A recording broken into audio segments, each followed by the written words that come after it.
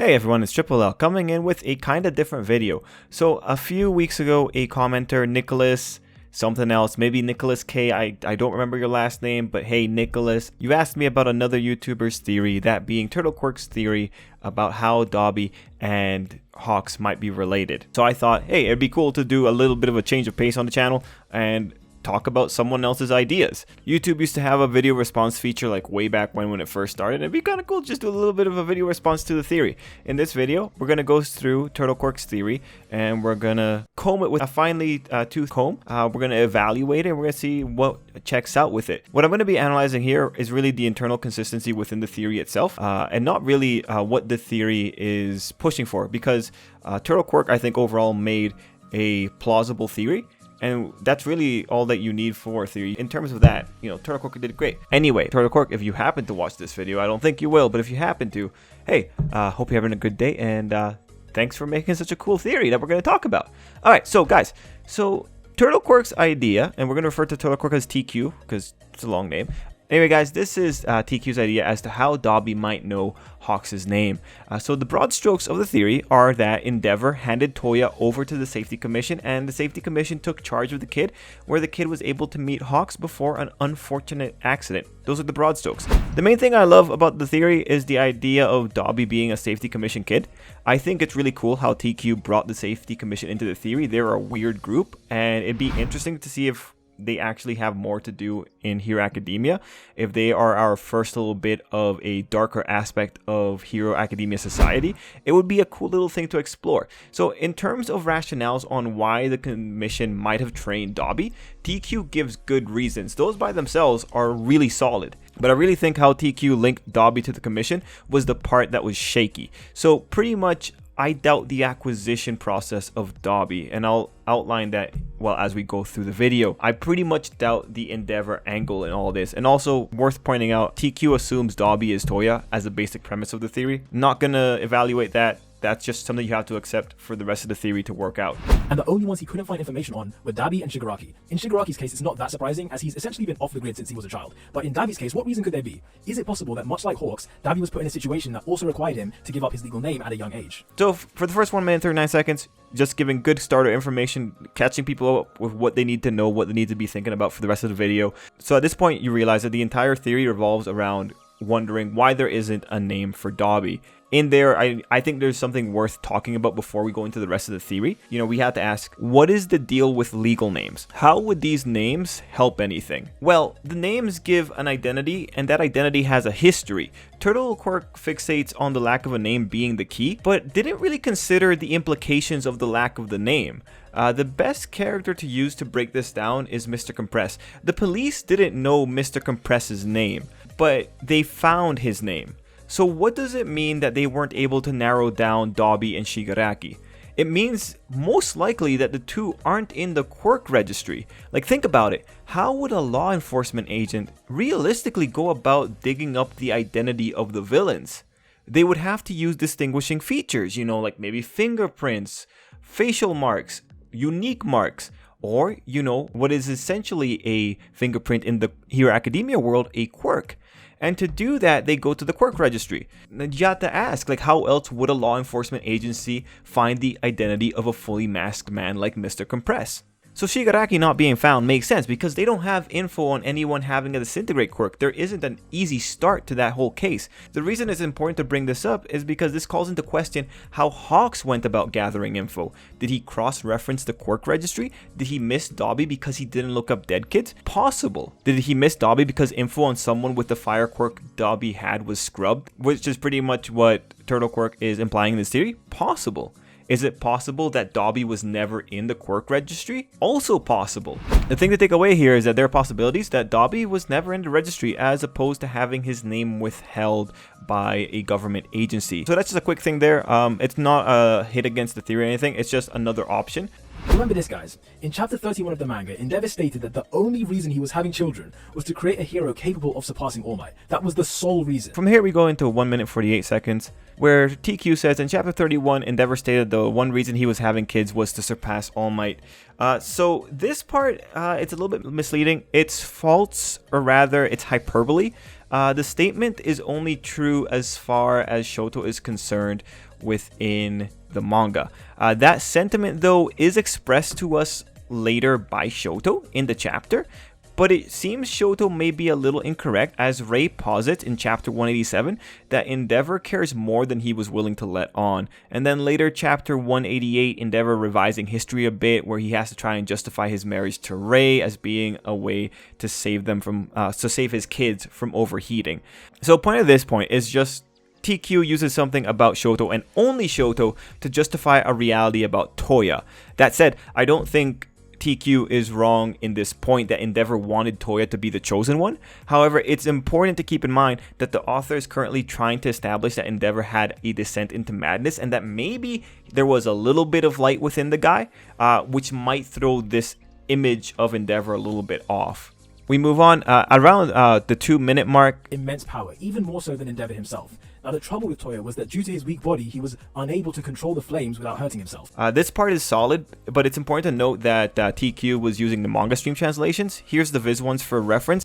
Manga stream tends to have more bombastic translations, and especially when it comes to emotional appeals, the manga stream translations give a slightly different picture, a little bit of a harsher picture, as opposed to the generally more neutral Viz ones. And the reason I'm pointing this out is because this has to do more with the spin that TQ is trying to give the theory. The next quote, and much like Shoto, Toya possessed immense power, even more so than Endeavor himself. Now, the trouble with Toya was that due to his weak body, he was unable to control the flames without hurting himself. This is what caused Endeavor to get impatient, and he began having more and more children, with Shoto being the perfect creation that he had longed for. So TQ posits that Endeavor got impatient, and that's when he started having more children. I think that's speculation. Here's a quick way to confirm. Right now, Fuyumi is 23, Natsu is 19, Toya has no idea, Shoto is 16. Fuyumi and Natsu have about 3 years and 7 months between them, if I'm correct with the math. Would that be enough time to know if a kid is capable of being the All Might killer? Maybe if they're all really early bloomers, but that requires Fuyumi showing off quirks when she's roughly 2 years old with 10 months, since that's when Natsu would be conceived. What's important to note here is that TQ is painting a much more desperate picture of Endeavor with that speculation. But this statement isn't really important for the theory, it's just how TQ premises the theory. It's just, this is one of the lines that tell you that there's a bit of a spin going on. When we look at this clip, it's clear that when Shoto began his hero training, Toya was still very much part of the family, as we see him playing football with the other siblings. This is in direct contrast to the common theory that I hear a lot, that Endeavor trained Toya so hard that he ran away. Around 2 minutes 20 seconds, TQ is bringing down another common theory, and you know, all the power to you. You're the real hero for pointing that out. Absolute fan of that. 2 minutes 31 seconds. This one isn't about TQ, but ain't it kind of weird how the anime keeps dyeing Toya's hair red? I mean, it's kind of weird, right? Did the anime not get the message that Toya doesn't have red hair? Like, what's going on? Meaning that he wasn't very active in the lives of his other children. And he also says that what Endeavor did to Ray, Shoto, and someone else was not something that he could forget. Now, we already know what he did to Ray and Shoto, but this other person that he's referring to is likely Toya. And Endeavor admits in chapter 252 that he may as well have killed Toya himself, which implies that Endeavor took some action that indirectly led to his death. Anyway, at the 2 minute 59 mark roughly, all good information, but Turtle Quirk started giving us little clips without reading the rest of the context, and this is where they started just tying things together and things start to get a little bit dicey. Endeavor neglected his other kids once Shoto manifested his power, right? But the fact remains that Toya was still part of the family. By default, whatever thing that occurred that turned Toya Todoroki into Dabi, it happened during the period of time in which Endeavor was dedicating himself to Shoto. What this means is that there was some kind of third party that supposedly killed Toya, and this is backed up by Endeavor's wording about how he may as well have killed him. So here we kind of just went through 0 to 100 pretty quick. That doesn't logically follow. Like, how did you get here to that statement, especially with what you say later in the video? If there was an accident, he's not killed, he died. A third party didn't kill Toya. A third party at most was there when Toya died. Again, that's a little bit of spin. So TQ says this is backed up by Endeavor's lines. But, okay, hold up. Let's go to that chapter that TQ is referencing. Here's Endeavor's full dialogue. Natsu, believe it or not, I was never trying to neglect any of you, but all I could do was blame others and dodge responsibility. With Toya too. I might as well have killed him myself. And then Natsu replies, didn't neglect us? So what? Toya has told me everything. TQ went on to say that Endeavor dodged responsibility by enrolling Toya in the program Hawks was in, using Endeavor's line. Given that this was Endeavor's goal, right, creating this new hero, the only reason he put all his attention on Shoto was because he had a nice hybrid quirk and therefore had the best chance. Dedicating all his time to training this child, he didn't have any time to train Toya. However, given how much Endeavor rates Toya's ability, it would be pointless to let that innate power go to waste. Therefore, Endeavor dodged his responsibility by enrolling Toya on the same special program that Hawks was on. I think that's kind of reaching. Now here, honestly, it's an argument of interpretation. The full dialogue revolves around neglect. When Endeavor speaks, the first thing Natsu does is question Endeavor not neglecting them.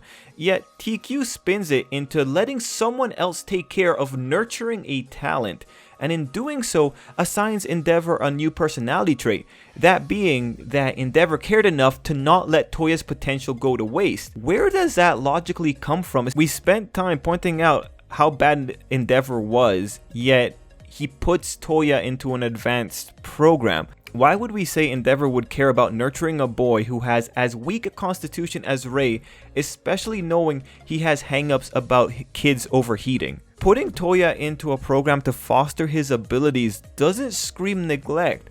At least not the neglect that Natsu seems to be talking about. For me, I think that it's much more likely that Toya wanted Endeavor's attention, didn't get it, and then due to the neglect, Toya had an accident with his fire.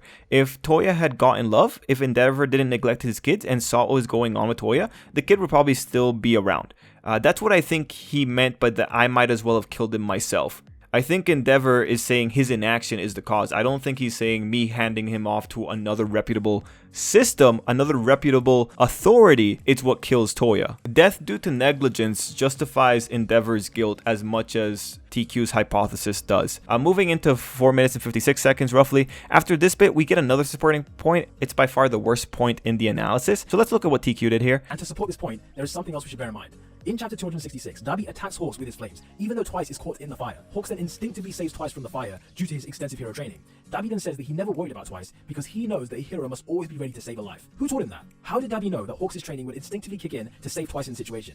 If Dabi had that training himself, then it would make beyond perfect sense. Okay, can you see what's going on here? TQ is filling in the gaps to make the situation fit his narrative. Here, let me remove some of the narrative so you can see how ridiculous of a question this is. In chapter 266, Dabi attacks Hawks with his flames, even though Twice is caught in the fire. Hawks then saves Twice from the fire. Dabi then says that he never worried about Twice because he knows that a hero must always be ready to save a life. Who taught him that? How did Dabi know that Hawks would save Twice in the situation? If Dabi had that training himself, then it would make beyond perfect sense. Man, have you guys ever seen movies or TV shows where the villain knows that using a hostage can mess up a hero? Or have you seen a show where a villain uses a hero's better nature against him? I sure have. And this is what makes the whole situation ridiculous. Here's my question. Does it take extensive training for Hawks to think, I need to get Twice out of here? Does it take extensive training to have thought, in a society of heroes, that heroes need to prioritize the safety of life? TQ asked, how did Dabi know Hawks' training would kick in? No, TQ was the one that brought up the training. Dabi probably just assumed that Hawks would save Twice because that's what heroes do. Here's how ridiculous this is when you take it into wider contexts within Hero Academia. When confronting an enemy, a villain's victory conditions are kill, escape, beat up, etc. As for us, it's just one: capture without any victims. Man, who could have said that? Because that sounds pretty profound.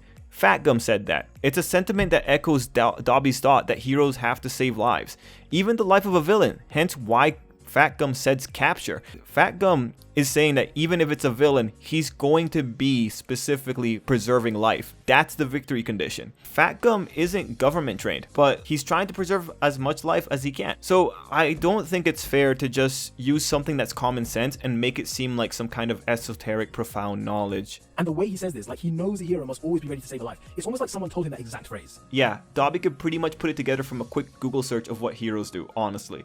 Again, this is the weakest point, where TQ adds a spin to sell the idea that someone can't assume that heroes try to minimize the loss of life. But that actually says a lot of good things about the theory, that this is the weakest part. At worst, it's just reaching to fit the conclusion. And the fact that he might not have joined this program of his own free will, it becomes really clear why Endeavor feels responsible for his death. What I think likely happened is that Toya was pushed too far during this stressful hero training until one day he had an accident that resulted in his supposed death. Remember that his alias of Dabi literally translates to cremation, so it's possible that he chose this name on purpose because essentially that's what happened to him. He was cremated in some way. Now around 5 minutes 49 seconds, this route of events is sensible given the rest of the premising that we got into the video. Could Toya have been in the program? Sure. Could there have been an accident? Sure. And although that's not really a third party killing him, it's an accident, they might be involved. TQ's ideas on the origins of Dabi's name, that's also like super solid. He was cremated in some way. I don't think that there's anything wrong with that particular part. If the Public Safety Commission did truly believe that he died as a child, this would explain why they don't suspect Dabi of actually being Toya, at least as far as we know. If everything I just mentioned is the case, then we can clearly see why Shoto wouldn't remember his big brother, despite coming face to face with him during the forest training camp. They barely spent any time together as children before Toya was shipped off to government hero school. Going into 6 minutes 11 seconds, the next bit giving the Public Safety Commission reason to not suspect the kid in their care was Dabi. That's solid. The Safety Commission is really one of the biggest question marks, and TQ did really well giving a hypothesis as to why they would be blind on this. That said, TQ uses Toya's absence as the reason as to why Shoto doesn't remember him, but honestly, you could just say Toya died early, and at that point I have to bring up chapter 250. In this chapter we specifically have Fuyumi telling us Natsu and Toya were close and always playing together, leading into her giving us a timeline that it was shortly after Rei went away that something went down.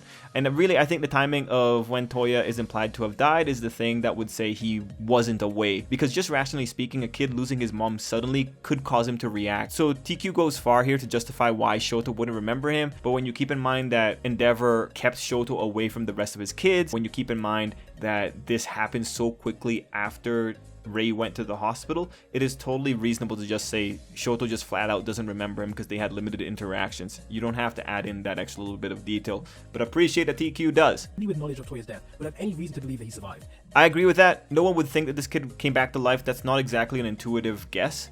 And crucially, just because Dabi has a similar quirk, it doesn't necessarily mean that they would automatically think it's the same guy. Especially given that with all these scars, he must look so different. And also his hair is black now, so 6 minutes 45 seconds. Now here's the really contentious point. It's how competent are the Hero Academia authorities. I mean, these guys were able to close in on Dr. Garaki with only a tiny hint, that being the secrets held within the body of Kurogiri, and these guys were also able to zero in on the villain's bar way back when. It's really dangerous to rely on incompetency as a reason as to why someone didn't think to check the records of dead kids. But you know, credit to TQ. TQ can't just assume competency either. The burns might be enough to check on people that the cause of death was a fire, but again, things get really tough when you're trying to predict an outcome based on how smart characters are. Because really, all the author needs to say is that it didn't occur to the police to check people who died but had no bodies found. This was just a discussion point, not any point against the theory. Why do I think Dabi and Hawks knew each other as children? Well, in addition to Dabi knowing Hawks' top secret government name, we see that when Hawks is asking Dabi who he is, the manga flashes back to Hawks' childhood, where we see Hawks enrolling onto this course. As he holds an Endeavor toy, he says that he's ready to become a hero like the man who saved him. From this, we learn that not only was Hawks saved by Endeavor as a child, but that this specific memory is what appears to Hawks as he's thinking about who Dabi could be. This means that there's some kind of connection between Dabi and his time during the hero course. 7 minutes 19 seconds. So bad logic here. TQ posits that because the memory appears, Dabi must be related to Hawks' origin, specifically his time in the hero course. This is a bit misleading. Here's the page. Hawks thinks back to Dabi saying his name, and then the immediate next panel is Keigo being told he had to say goodbye to his name. The narrative purpose is specifically to tell viewers why the name is important. Now, I think it's fine to say that Dabi is connected to Endeavor, but to use this as the reason as to why Dabi could be involved in the program is kind of reaching. Hawks thinking of this memory is a natural consequence of someone knowing it, and it's just a natural follow-up to what we know about Hawks. Like, this is the origin of why he had to lose the name, and on what grounds he agreed to lose the name. So given that Hawks' name is a government secret, but Dabi knew it anyway, and given that Dabi's real name is unknown to even Shigaraki, yet Hawks seems to be familiar with it, there's undoubtedly history between these two. Toya was the eldest Todoroki sibling, which makes his current age about 24, as his sister is 23. 7 minutes 52 seconds. At this point, TQ concludes that there's a history between the two, and that general conclusion I think is reasonable. But here's something funny that happened. TQ assumed Dabi to be 24, and this is why I did the age bit earlier. TQ said that Toya's failure is what caused Endeavor to go crazy with the kids, which means that he knew Toya was a failure at 1 year old. You know, I'm just messing with TQ here. It's not important, but it does remind me that TQ is pushing a slight narrative here in order to make Endeavor reach the necessary harshness required for this theory, which is also kind of strange given that this theory hinges on Endeavor caring about the future of one of his kids. Meanwhile, Hawks' canon age is 23. Bearing that in mind, it's possible that this special government program began with a handful of students, of which Toya and Keigo were part of.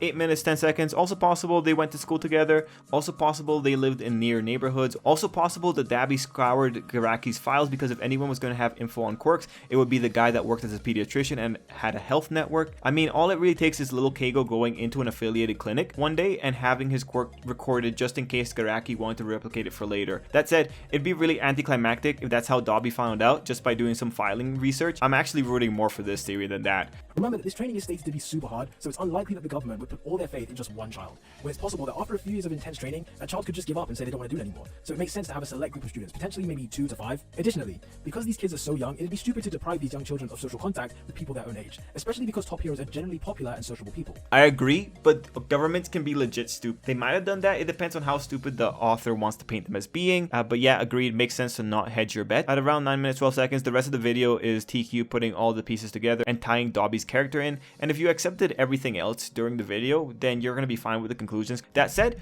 TQ brought up something about Hawks being a manufactured hero. Dabi says that he believes there's no such thing as a true hero in this world, and that he is the manifestation of Stain's ideology. What that potentially means is that this experience on this hero course is what created this belief, because essentially they're manufacturing fake heroes. Like Hawks as he is now, he is a great hero, but the fact is that he's almost been manufactured from a young age to be what he is. And that's cool, but relatively speaking, aren't all heroes manufactured? I mean, they go to some pretty hardcore schooling and they get instilled with certain ideals.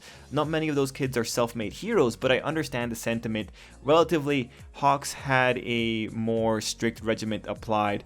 TQ ends up recapping and bringing up that the details might be a bit muddy. That's my theory on the matter. It's possible that maybe Dabi was enrolled on the scheme after Hawks was, as we know that Hawks was on it from around the age of 6, whereas in this clip here, I think Toya is probably around 11 or 12 years old. However, in saying that, it's possible that Toya was on this secret program at the time, and potentially maybe he was allowed to go home on weekends or something. There's a few small details like that which may need clarification. Which is super appreciated.